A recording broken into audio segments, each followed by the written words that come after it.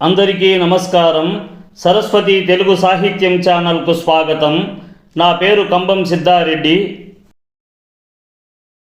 ఈ వీడియోలో నేను సుమతీ శతకంలోని 51 నుండి 60 పద్యాలను మీకు వివరించబోతున్నాను. నమ్మకు సుంకరి జోదరి, నమ్మకు మగసాలివాని నటు వెలయాలిన్, నమ్మకు అంగడివాణిని నమ్మకు మీ వామహస్తు అవనిని సుమతి. నమ్మకు సుంకరి జోదరి, నమ్మకు మగసాలివాని నటు వెలయాలిన్, నమ్మకు అంగడివాణిని నమ్మకు మీ వామహస్తు అవనిని సుమతి. ఓ మంచి బుద్ధి కలవాడా, ఈ ధరణి యందు సుంకరిని అనగా పన్నులు వసూలు చేయువానిని, జూదమును ఆడు జూదరిని, కంసాలిని, అభినయించే నటుని, వేశ్యను, వ్యాపారము చేయువాడిని, ఎడమ చేతితో పని చేయువానిని నమ్మకూడదు సుమా అని భావము. గడనగల మగనించూచిన అడుగులకును మడుంగులిడుదు రతివలు ధరలో, గడనుడుగు మగనించూచిన నడపి నుంగు వచ్చననుచు నగుదురు సుమతి.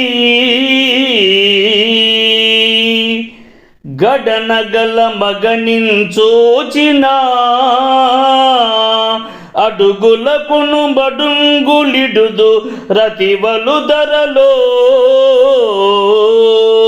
గడనుడుగు మగనించూచిన నడపి నుంగు వచ్చననుచు నగుదురు సుమతి. ఓ మంచి బుద్ధి కలవాడా, స్త్రీలు ఎవరైనను సంపాదన కలిగిన అనగా సంపాదించుచున్న తమ భర్తను చూచి వారి అడుగులకు మడుగులెత్తుతూ భక్తి భావముతోనూ గౌరవముతోనూ శ్రద్ధగా వారిని గౌరవించెదరు. అదే సంపద లేని అనగా సంపాదించలేని తమ భర్తను చూచినచో నడుస్తున్నటువంటి ఒక శవము వచ్చననుచు పరిహాసము చేయుచు నవ్వుకుందురు అని భావము. అప్పిచ్చువాడు వైద్యుండు, ఎప్పుడు ఎడతెగకన్ పారు ఏరును ద్విజుండున్, చొప్పడిన ఊరనుండుము చొప్పడకుండట్టి ఊరు చొరకుము సుమతి. అప్పిచ్చువాడు వైద్యుండు, ఎప్పుడు ఎడతెగకన్ పారు ఏరును ద్విజుండున్, చొప్పడిన ఊరనుండుము చొప్పడకున్నట్టి ఊరు చొరకుము సుమతి. ఓ మంచి బుద్ధి కలవాడా, మనకు అవసరానికి అప్పుగా ధనమును ఇచ్చెడివాడును, రోగములకు మందులను ఇచ్చి నివారింపజేయునట్టి వైద్యుడును, నిరంతరము నీటితో సమృద్ధిగా ప్రవహించెడి నదియును, బ్రాహ్మణుడు నివాసమున్న ఊరునందును నివాసము ఉండవలెను, ఇవి లేని ఊరునందు ప్రవేశించనే కూడదు అని భావము. ఒక ఊరికి ఒక కరణము, ఒక తీర్పరి అయినన్ కాక ఒగింతరచైనన్ కకవికలు కాకయుండునే సకలంబును కొట్టువడక సహజము సుమతి. ఒక ఊరికి ఒక కరణము, ఒక తీర్పరి అయినన్ కాక ఒగింతరచైనన్ కకవికలు కాకయుండునే సకలంబును కొట్టువడక సహజము సుమతి. ఓ మంచి బుద్ధి కలవాడా, ఒక గ్రామమునకు ఒక కరణమును, ఒక న్యాయాధికారియును అనగా ఒక ధర్మము చెప్పేది తీర్పరియును మాత్రమే ఉండవలెను. అనేక మంది కలగలిసి ఉన్న ఎడల కార్యముల పట్ల శ్రద్ధ చూపక అన్ని కార్యములు అస్తవ్యస్తములై చెడిపోవునని భావము. తల పొడుగు ధనము పోసిన వెలయాలికి నిజము లేదు, వివరింపంగా తలంతడి విభాసం చేసిన వెలయాలిని నమ్మరాదు, వినరా సుమతి. తల పొడుగు ధనము పోసిన వెలయాలికి నిజము లేదు, వివరింపంగా తలంతడి విభాసం చేసిన వెలయాలిని నమ్మరాదు, వినరా సుమతి. ఓ మంచి బుద్ధి కలవాడా, ఒక వేశ్యాశ్రీకి నిలువెత్తు ధనమును సమర్పించుకున్నప్పటికీ ఆ వేశ్యయును నిజమును చెప్పదు. తన తల మీద చేయి వేసుకొని ప్రమాణము చేసినప్పటికీ వేశ్యను నమ్మకూడదు అని భావము. పొరుగునన్ పగవాడుండినా నిరవందంగ వ్రాతకాడే ఏలికయైనన్ ధరన్ కాపు కొండెయైనను కరణాలకు బ్రతుకులేదు, కదరా సుమతి. పొరుగునన్ పగవాడుండినా నిరవందంగ వ్రాతకాడే ఏలికయైనన్ ధరన్ కాపు కొండెయైనను కరణాలకు బ్రతుకులేదు, కదరా సుమతి.